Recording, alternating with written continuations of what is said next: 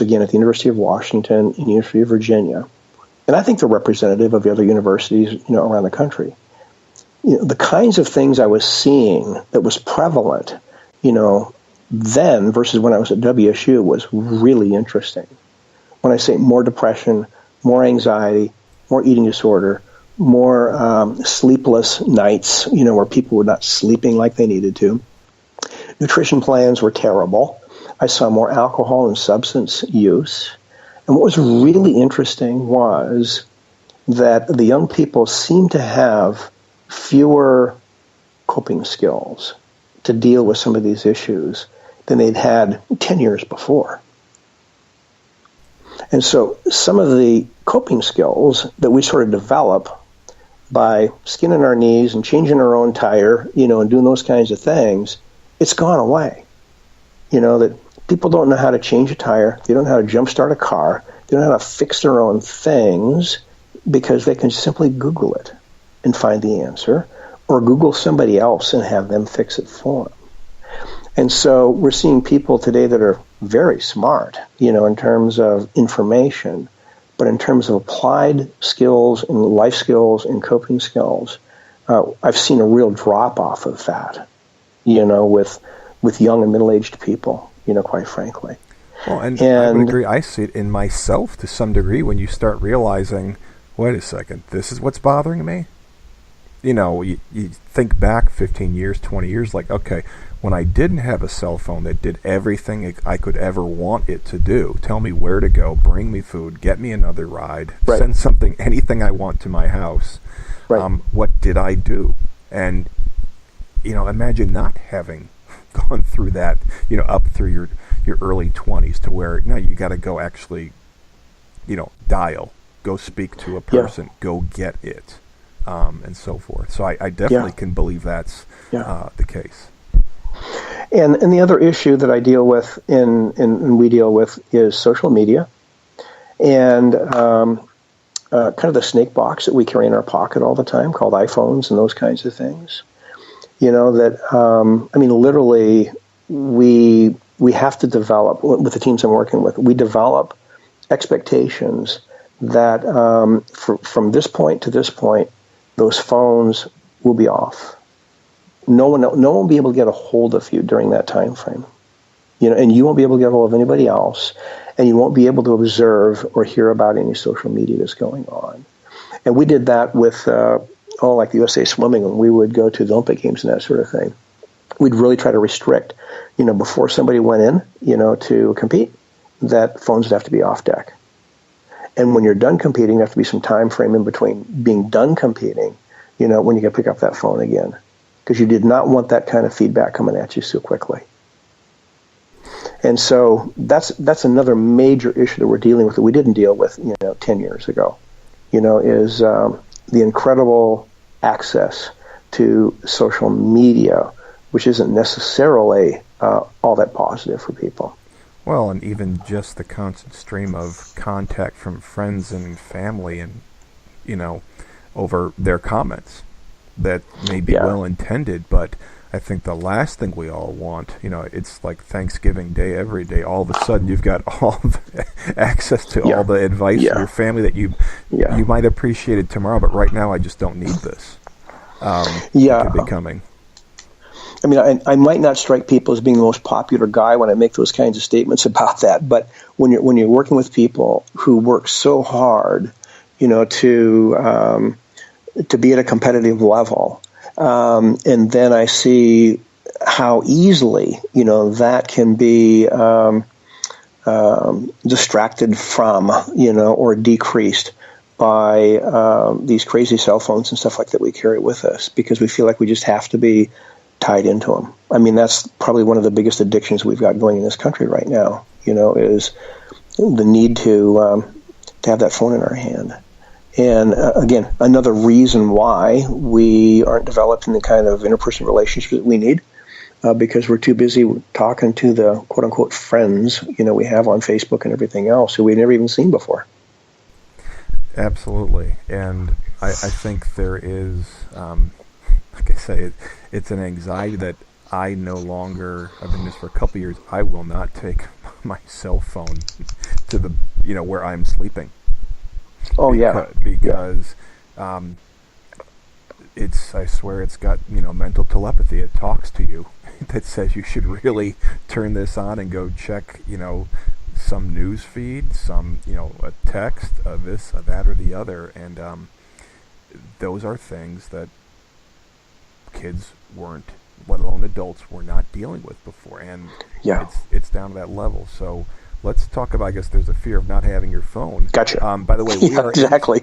And we are into overtime, and we're going to keep going because, when things are good, you don't stop. So I definitely want to keep going here with the desserts, because you hear, again, you can't be afraid. You can't be afraid. Well, if you're not afraid of something, you're not paying attention, but there's a point to where you don't want to be consumed by it. But what do you mean by, how do you deal with fear by being fearless? Well, fear is a necessary emotion, that we have, because it keeps us alive. I mean, fear keeps us alive. Our long-term memory remembers those things that we've experienced in our life that has maybe caused us physical or emotional pain. So maybe something as simple as, maybe I have had, a food item of some kind, and I got really sick on that.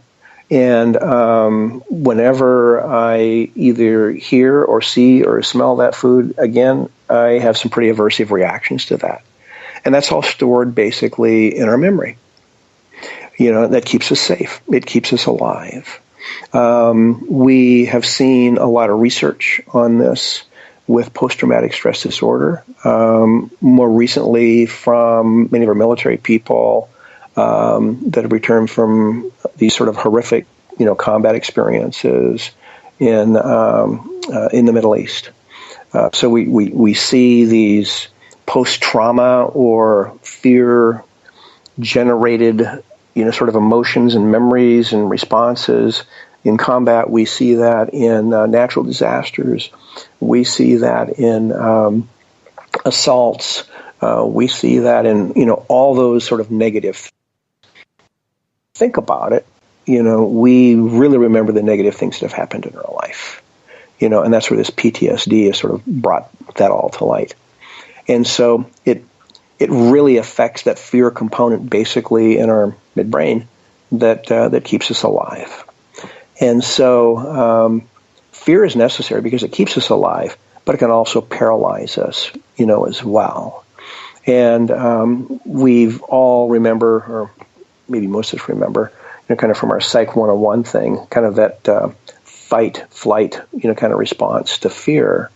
And really there's much more to it. And I'm not sure we got enough overtime to go into that, Dave, but really, we want to address all the fear, because many of the things that we see in the psychological section up above are fear-driven.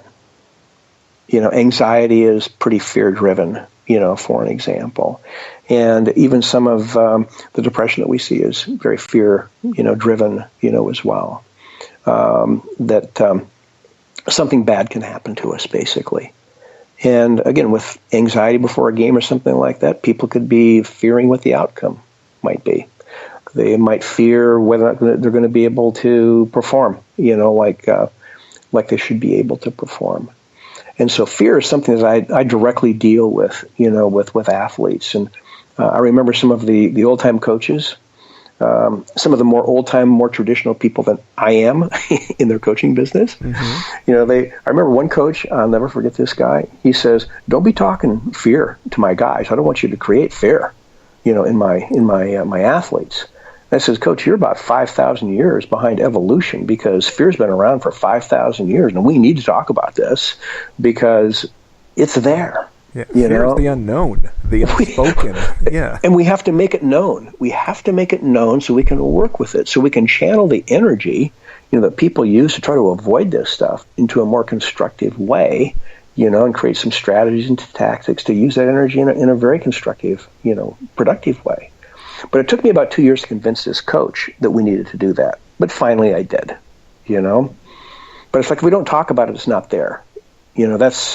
That happens with not just fear, but many things in our culture as well. If we don't talk about it, well, then it goes away. Yeah, and I want to go back to your point because I've been doing the last couple of years quite a bit of really getting into emotional intelligence, social intelligence, and the whole neuroscience. No degrees in my near future at all, but I definitely was relieved to finally see it's not a fight or flight response. There is the third response that you mentioned, which is you shut down. And I think that, I have never been afraid such that I ran. I've been afraid and panicked where you don't know what to do, or I said, okay, I'm going to take matters into my own hand and do something about it. It's more of the fight. And I could never understand why people said, there were times I said, okay, I got to get out of here, but I always saw that as, okay, that's taking action. But why no one ever talked about I was so overcome with the unknown or the decisions, I was overwhelmed that I couldn't do anything. And that's the fear that nobody wants to talk about. They'll say, well, you choked. You don't even want to bring that one up. They would rather you said you ran away like a coward than to say you stood there frozen and just didn't know what to do and choked. But that is one that I think that, again, being overwhelmed with all the information that comes to us now, that's even more common, where you can ask a scared player a question and they can't give you an answer. They're that overwhelmed by the fear of a wrong answer about what they think they did wrong and so forth. So how do you talked about a coach just owning up to the fact that it exists. How do you, approach that topic without having a player put up that false facade of I'm not afraid of anything, or just I can't deal with this, mister, I don't want to talk about it? Well, I sort of use this whole fear thing in how the fear response works. It's even bigger than just one or two responses that we've got. We actually had 5 responses to that. And I use animal research to kind of demonstrate this to coaches. And so what I tell coaches is, when someone is fearful, I says, imagine, that you and I are a couple of deer up in the woods. We're just eating away. And all of a sudden, through our senses, maybe what we see or hear or smell like human beings, we sense there might be danger. And for a deer, that might be a predator or maybe a hunter. And so when they sense that, like a human being, what's the very first thing that a deer would do if they sense danger? What would they do, Dave? I'm going to assume run. Nope. No. Okay. They freeze. They completely stop what they're doing because they haven't determined whether or not it's actually a danger or not. So they're waiting for more information to come in, and then as they're waiting for that information, they literally freeze because for them it's camouflage. If they're not moving, then they're harder to see. So their brain's simply saying, don't move, be camouflaged, and take in more information, and if you smell more, see more, or hear more, then get out of town. And people do that as well. So for an example, at the Olympics, I remember when we were at the Beijing Games, it was really hot and humid, inside of that venue. But as our swimmers were leaving the warm-up pool to walk out toward the competitive pool, they're putting on their parkas, their gloves, their Uggs, and everything else. And I'm sweating. I am totally soaked in there, because it's so humid and hot. But they are actually getting cold because it's the first piece of fear, freezing. I mean, not only just freeze stop, you're kind of like freezing. You're getting cold at that point in time. And so let's say that there does continue to be a predator, but you can't run. See, at an athlete, I haven't seen too many athletes like run off the baseball field or run off the pool deck or something like that because they were afraid. They continue to go through it, and have to deal with that fear. And so the next thing that they do